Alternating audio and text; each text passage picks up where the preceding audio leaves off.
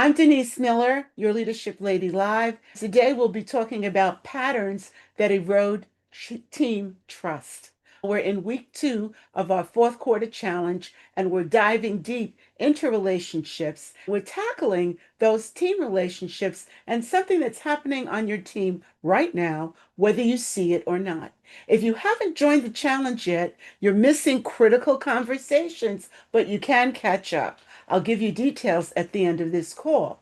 In the meanwhile, I ask you to remember to like this content with your thumbs up or heart. Please subscribe to my channel or my page, depending on where you're looking.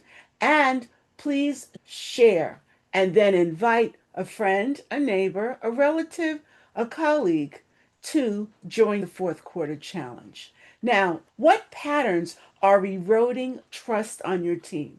And let me be direct. If your team isn't performing at the level you need, it's probably not a skills issue. It's a trust problem. And trust problems almost always stem from communication patterns and issues. Ironically, these patterns are often invisible to the people creating them. So today, I'm going to help you take a look at what you might be missing. First of all, 5 trust eroding patterns. Pattern number 1, inconsistent communication. The message changes depending on who's asking or what mood you're in as the leader. Pattern number 2 is withholding information. As a leader, you share information selectively or you don't share it at all. Pattern number 3 is favoritism in communication access. Some team members have constant FaceTime with you, and others may send you 3 or 4 emails before you respond to them. Pattern number 4, vague feedback. Good job on that project. Keep up the good work. These phrases sound positive, but they're empty and they don't communicate anything of real value. They sound almost insincere. Pattern number 5, avoiding difficult conversations. This is the big one. You know that there's an issue, your team knows that there's an issue, but nobody's talking about the elephant on the table. Maybe it's underperformance. Maybe it's an interpersonal conflict between team members. Maybe it's failed processes. Whatever it is, the silence around is louder than any conversation could ever be. And every day you avoid the difficult conversations, trust erodes a little more, a little more, and a little more. Remember that when you leak trust, you destroy team morale. The bottom line is this: you can have the best strategy, the clearest goals, the most talented people, but if trust is eroding, through poor communication patterns, through poor action patterns, through poor attitudes. None of that matters. This week, I challenge you to do a trust audit with 3 of your most valuable team members. On a scale of 1 to 10, ask them, with 10 being fantastic and 1 being not that great. What's one communication pattern that you feel erodes trust on this team?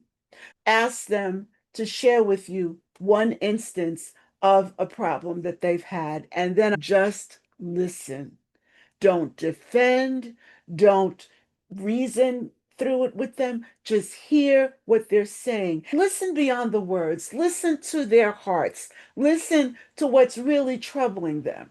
Then I challenge you to pick one pattern and change it immediately. Announce the change to your team, saying something like, here's what I'm changing.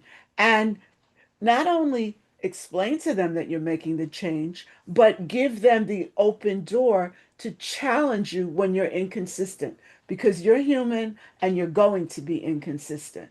Allow your team to respectfully come to you and tell you, you said X, but you did Y, or you said something was needed on this date, but you accepted it from somebody on a much later date. Whatever it is, allow them to challenge you. One, it keeps you on your toes, and 2, it builds their trust because they know they can come to you with issues.